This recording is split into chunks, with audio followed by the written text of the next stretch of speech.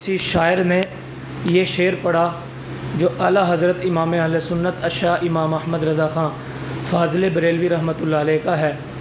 खुदा की रज़ा चाहते हैं दो आलम, खुदा चाहता है रज़ाए मोहम्मद। जब ये शेर पढ़ा तो आपने उस ज़माने में जो भी सिस्टम था महफ़िल करने का, आपने कहा मुझे भी ज़रा मौका दिया जाए। स्टेज पे बैठे थे, आपने बरजस्ता खड़े होकर आपने एक शेर पढ़ा बग़ैर सोचे समझे। हालांकि शायर को सोचना पड़ता है, टाइम निकाल के लिखना पड़ता है। ये कभी कभी जो शायर होते हैं ना अल्लाह के करीब और रसूलुल्लाह के करीब, तो बग़ैर सोचे समझे भी शेर आ जाते हैं।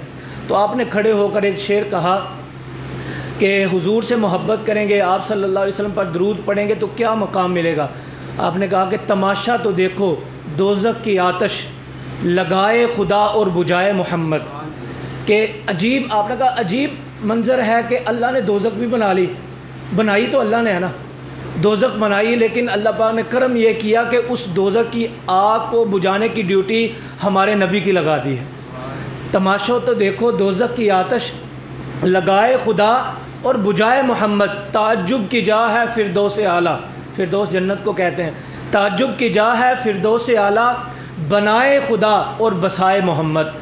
आप घर बनाएं तो रहने के लिए कोई और आ जाए तो ये हमें गवारा नहीं होता।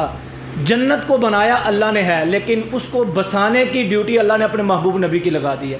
और वो बसेगा कैसे कि जब अल्लाह से कोई मोहब्बत करेगा, रसूलुल्लाह से मोहब्बत करेगा। कायनात के अंदर यार एक ही तो हस्ती है जिससे बढ़ चढ़ कर मोहब्बत की जाए।